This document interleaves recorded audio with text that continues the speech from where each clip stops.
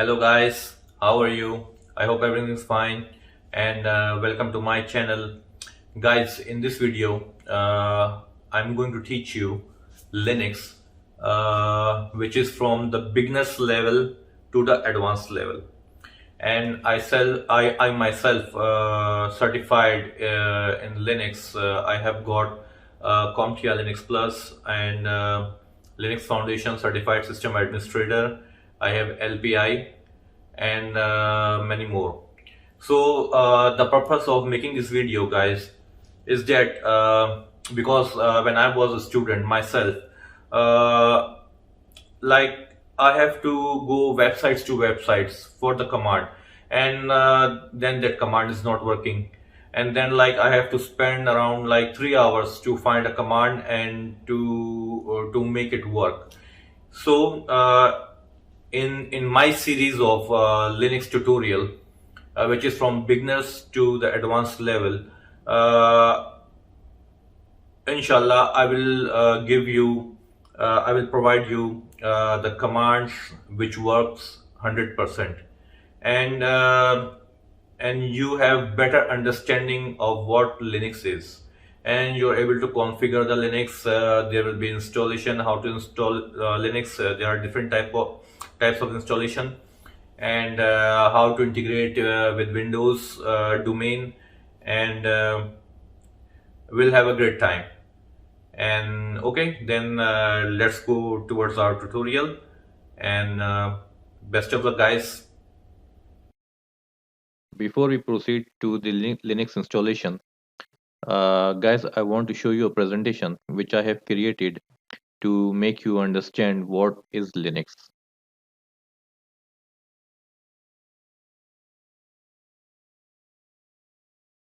Okay, in this tutorials, which I'm going to create from beginner level to the advanced level, we are going to use Linux CentOS 8 stream. About the author, this is about me, guys. As you can see, I have done various certifications in Linux operating system. Okay, what is Linux? Guys, nowadays we all have mobile phones, which we call smartphones. They are just like a small computer in our pocket, through which we are taking calls, SMS, MMS, WhatsApp, Facebook, YouTube. We can do anything in our smartphones, which we are doing in our PCs. So these smartphones, they are running Android. Android is the variant of Linux. And then our car navigation system, they are also using Linux. And then we have smart watches. They are also running Android, which is again variant of Linux. And by the way, let me give you an extra information. Apple Watch or Apple Watches, uh, on the back end, they are running Unix. Mac OS, they are running Unix. What is Unix? Basically, Unix is the mother of all the Linux. Linux is derived from Unix. The command which we use in Linux are also compatible with Unix. Then, guys, we have our home appliances, from our refrigerators to our washing machine, you name it. They are all running Linux. Then, of course, the stock exchange, they are running Linux. And now we are going towards to make the car to drive itself, using the navigation system, without the driver. The operating system which that car is using is Linux. Linux has been around since the mid 1990s and has since reached the user base, okay, span the globe. And Linux is actually everywhere. Even if we see our smart home systems, they are also running Linux. And of course, televisions. We have smart televisions or smart TVs, they all are running Linux, which is Android. And there are world top 500 supercomputers in the world. They are also running Linux. Uh, Here I want to give you extra information. The DNS servers uh, from the client or from our laptop, make it easy.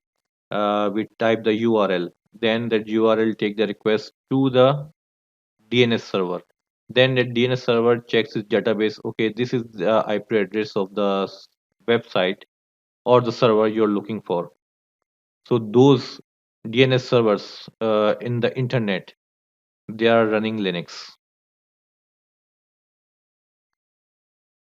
And being the platform of choice to run desktop servers and embedded systems. Okay, guys, what are embedded systems? We are not going into the detail because as this topic is related to Linux, but I will give you an idea. Linux embedded systems, basically, for example, your tablet, routers you are using in your home, and Raspberry Pi, those are all embedded systems through which we install the compact version of Linux kernel with the operating system uh, for the application that the device we want to control. To write an application to control any electronic device, we use embedded systems. Okay, Android is a variant of Linux operating system. True. Why use Linux? This is the most common questions asked by the user, that our servers and the laptop we have, they shipped with the operating system and it's working fine. Okay, for this question I will give my answer to another question. Okay, you may be right, but have you checked how many viruses and ransomware, malware, spywares uh, you're battling with every day? And you have to update your antivirus every day. And if your system crashes or your system get hacked, how much it will cost you for the repairs?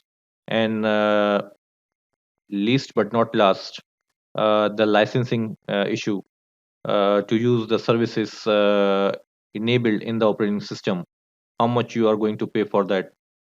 So if you're having trouble with all these kind of problems, then it is the right time to move to Linux. Then again, why Linux? Because Linux is free, and you can use Linux in your servers also. You can use all the services. No need to pay loyalty or license fee. It's all free. The applications are all free.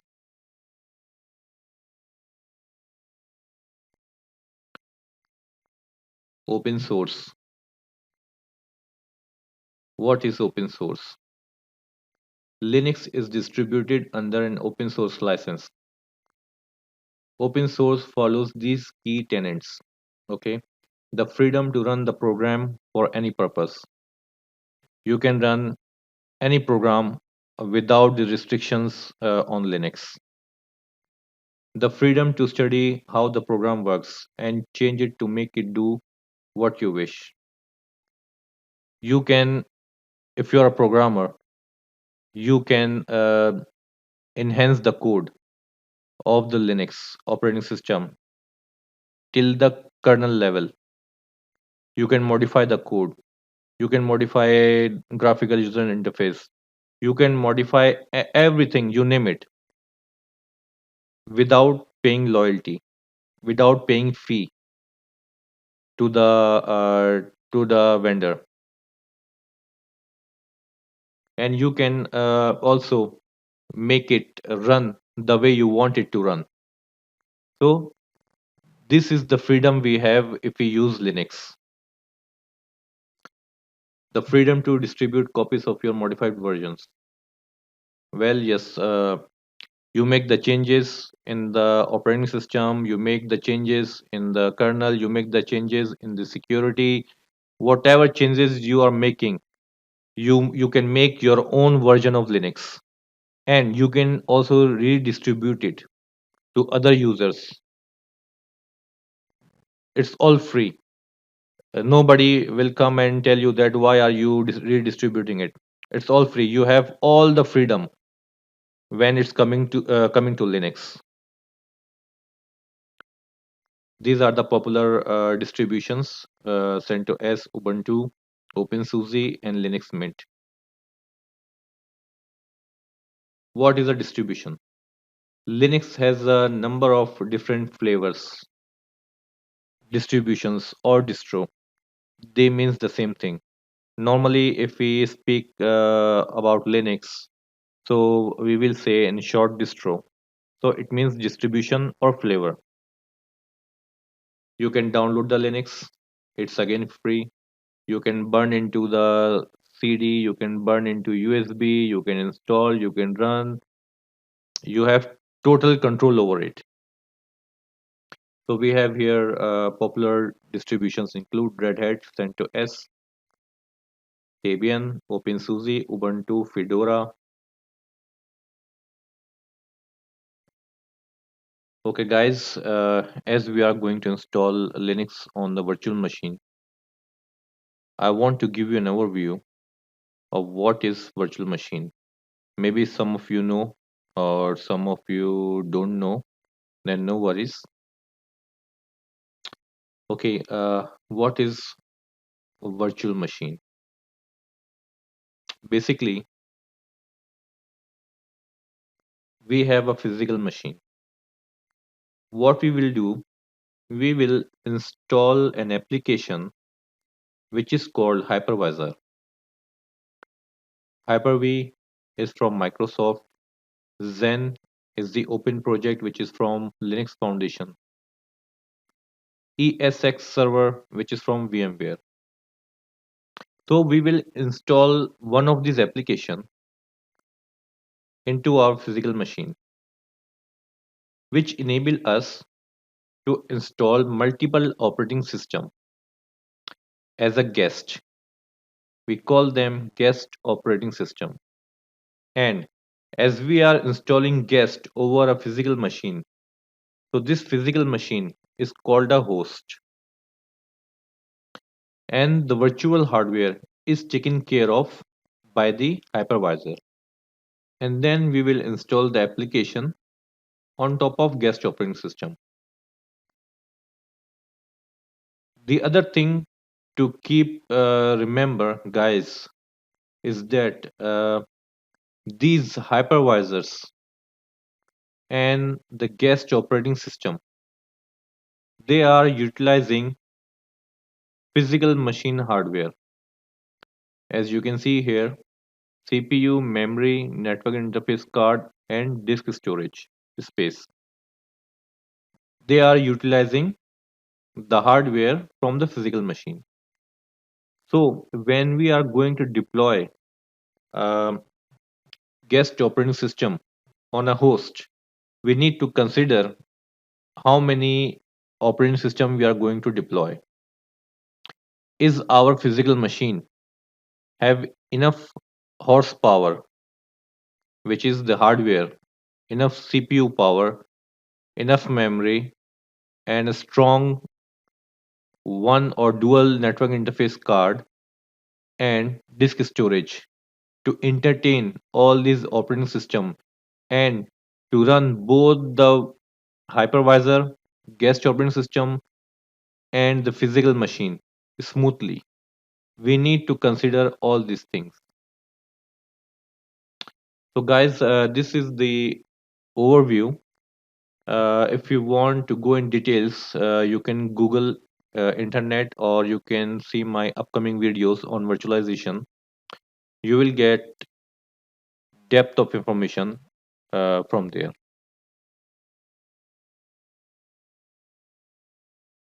Okay guys, now we can finally go and install the Linux, and the hypervisor which I'm going to use is VMware Workstation. You may ask the question that why we are not using Oracle VirtualBox, which is open source, and this is all about open source.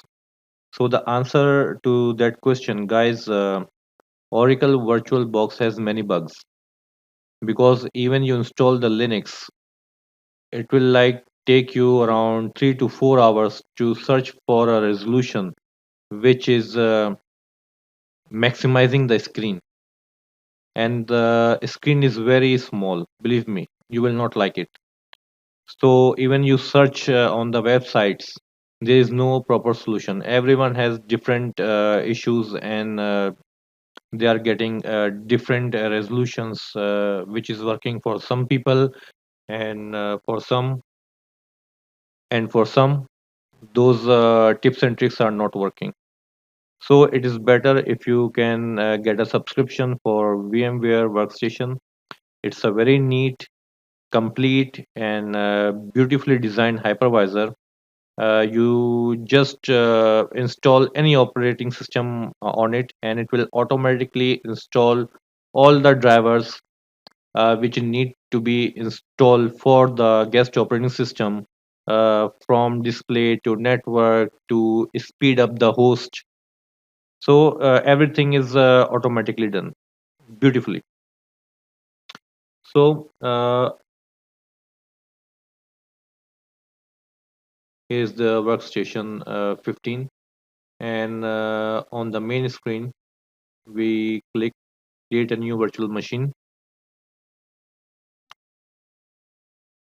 keep the settings default. We go with the first one, typical, and then the third option, I will install the operating system later,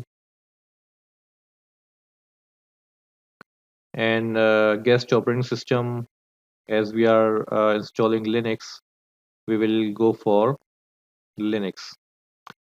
Okay, guys, here in the selection drop down, we don't have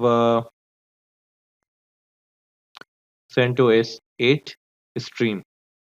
So what we can do, we can select CentOS 7, as long as it's CentOS.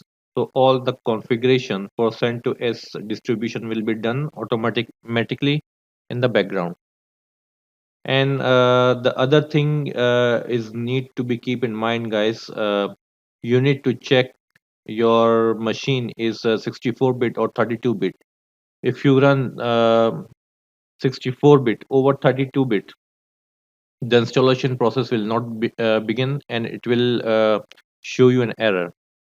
Same thing goes with the 64-bit. If you select 32-bit, the setup will not run. So we select 64-bit,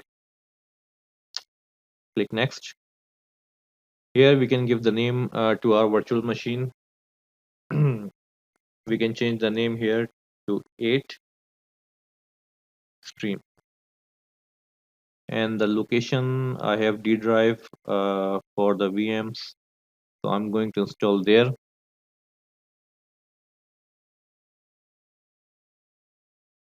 Okay, and then give the name CentOS 8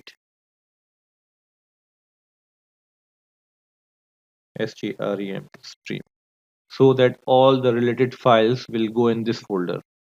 It will not be scattered around in your drive. We click next, and for the storage space for our virtual machine, we'll go with the 20, and store virtual disk as a single file, split virtual disk into multiple files.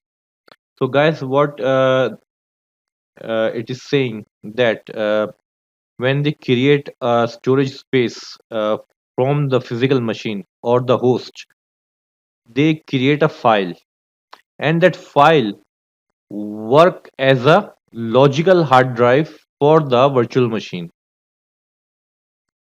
So we are not going to use this second option. Uh, we are going to use first option, store virtual disk as a single file. Again, guys, as this is not related to full detail tutorial on hypervisor or virtual machine, you can check later on. I'm going to make a video on how to configure a virtual machine. So in that video, I will give the details and how to configure for different kind of operating systems and what configuration is to be done regarding the CPU, memory, display. Okay. So now for this topic, uh, we click next and finish. So as you can see, guys, Hypervisor has prepared the virtual machine for the Linux installation. So now what we need to do, we need to go and edit virtual machine settings. From memory, we will assign 2 GB from the host.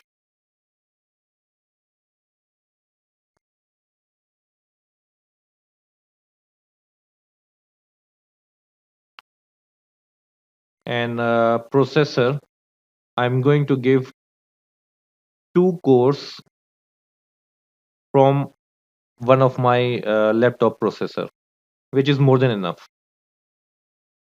Then we will go to CD DVD.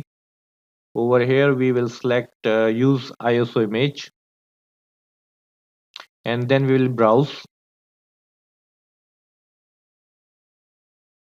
And I will go to my D drive. Here is the CentOS Stream 8, which I have downloaded already because it will take a lot of time to get download. So I select that.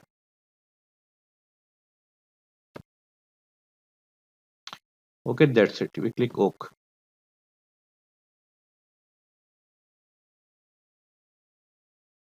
So now we will click power on this virtual machine.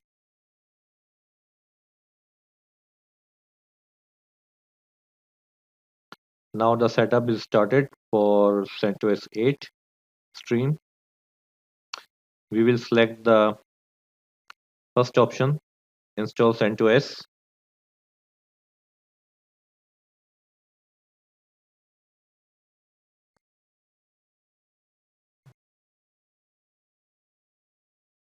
Setup is preparing to start. Linux is preparing the setup.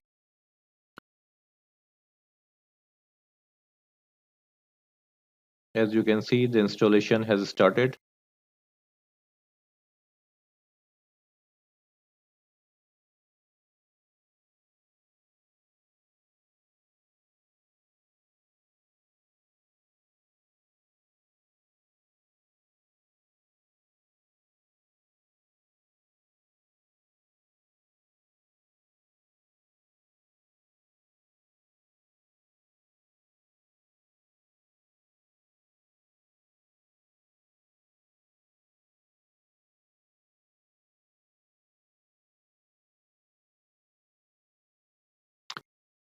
Okay, the initial setup is started.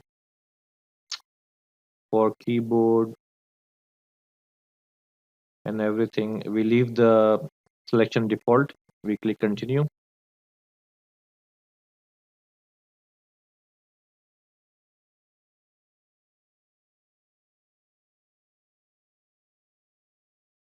So in this installation screen, guys, we'll go to the system where we can make the partitions for the Linux file system.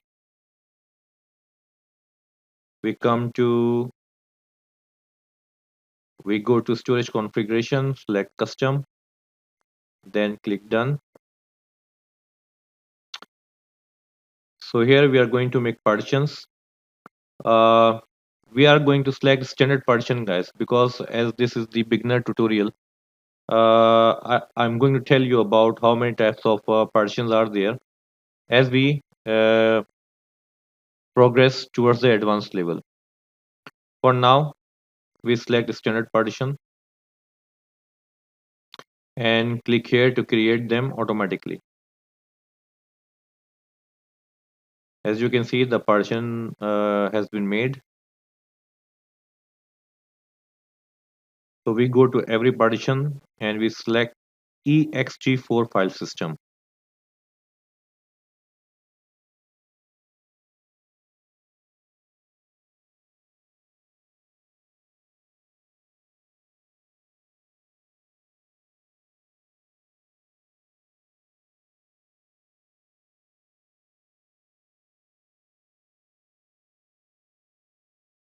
Then we click done.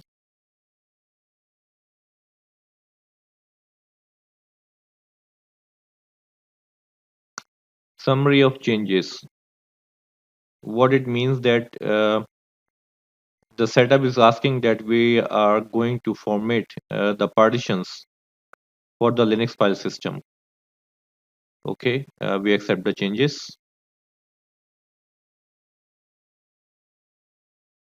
Then we'll go to software selection. Over here we have installation. We have different type of installation setup. Server with GUI, server, minimal install, workstation, custom operating system, and virtualization host. So we will select the first one, and we are not going to install any server package from the right pane. Uh, we will install these packages as we proceed towards the advanced level. So for now, we will select server with GUI. It is same as workstation because we are not using installing any server packages. So it is just like workstation.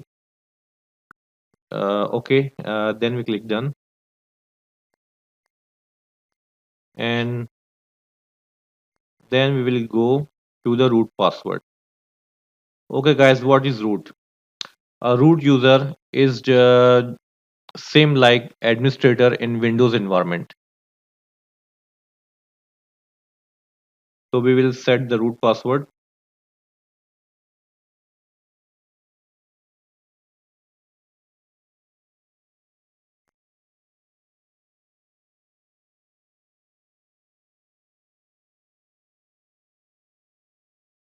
The root password should be very strong because if your root user is compromised, then that personal have the full control over your Linux system. Just like in the Windows environment, if somebody has a admin password or they crack the admin password, they have full control over the domain controller or the local machine. They can do anything. So you need to be very, very careful when you are putting the password for the root. As this is a tutorial class and it's not any important server, so I'm going to use the weak password.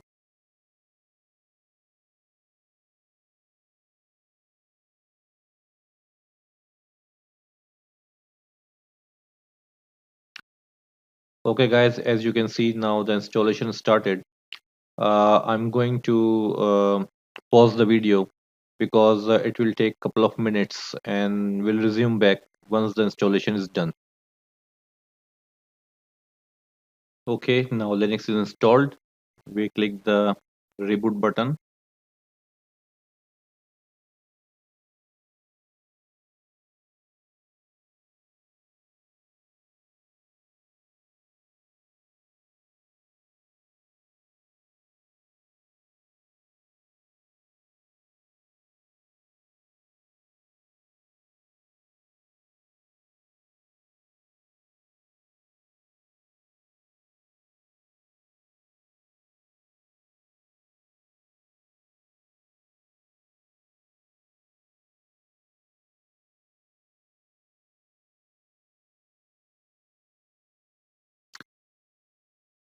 Okay, in this initial setup, we are going to we go in the license information. And guys, don't worry about this page. This is a GPL v2 license. It's a general public license, so no need to get worried. It's not like other license that you have to pay fees or something. It's free. We select I accept the license agreement. Click done. And right now we don't need to create the user. We will click finish configuration.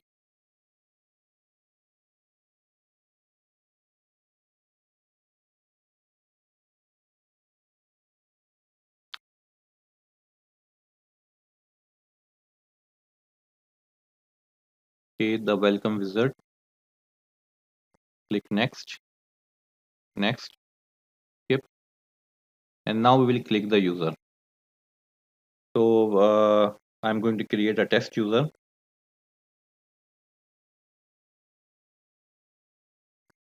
Next, then the password.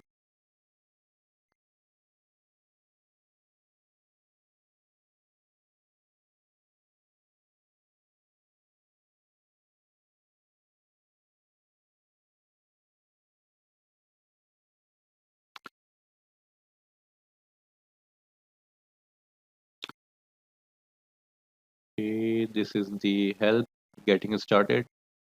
We cancel it from here. And guys, now the Linux is installed. And to go into the menu, but first, when you install Linux for the first time, the network services of the Linux will not start by default. By default, so you need to enable it manually. So we go in the corner here, drop down, wired off. We click connect. So now you can see the network icon. It's showing that the virtual machine is connected to the internet and it's also connected to the host. We can click the icon, wired connected, wired settings, click this button. It's showing all the information related to the IP. We have the speed, we have the IP, IPv6, default route DNS.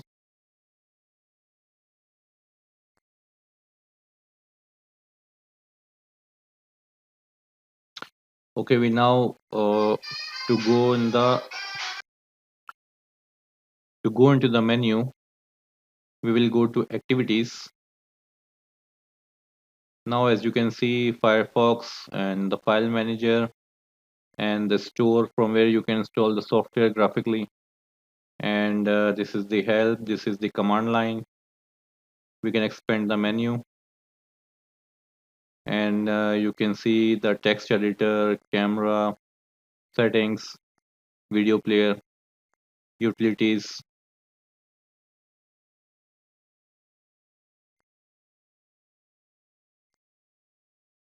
Here the settings are same as of Windows. If you go in the settings, you can play around.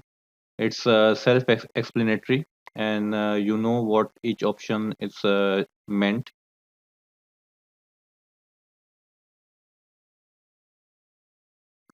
So okay guys, now you can go and play around in the Linux system and get some experience. And yes, before you dig in and start putting the commands, I need to show you one more thing, that you can take the snapshot of the current state of the virtual machine. The benefit of taking a snapshot is that if something goes wrong and your system crashes, so what you can do, you can go back to the working state of the virtual machine. Let me show you how. You will go to this button, the icon showing clock. Click that button, and now you can give the name of the snapshot. So I will write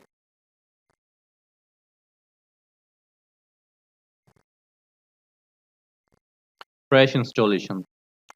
Guys, you need to be very careful for the naming convention. Why?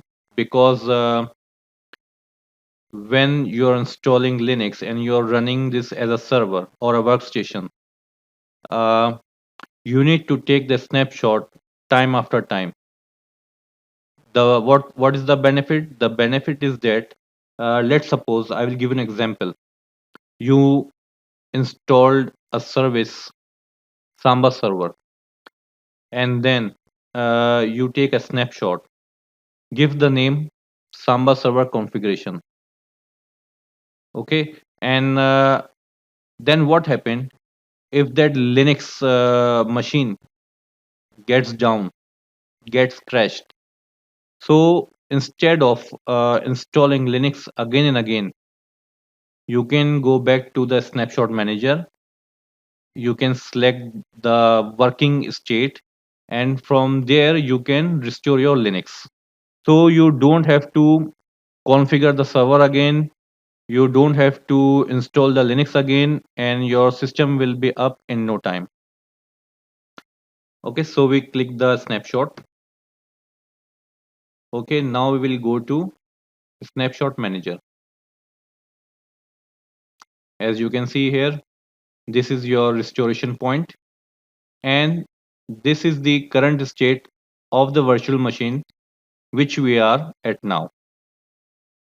So this is how you do it. Close. We take another snapshot. Let's give it a name, snapshot 2. Okay. Now we will go back to snapshot manager, and you can see here we have two restore points. Okay, so you can select according to your need, and you will restore your Linux virtual machine. Okay guys, thank you so much for watching my video, and if you like my video, please do subscribe and like my video. And if you need to ask me anything, you can put in the comment box, and I will reply as soon as possible. And now you can go and play around so that you can have a thorough understanding of Linux graphical user interface. And we'll see you in the next video. Thank you and take care. Bye bye.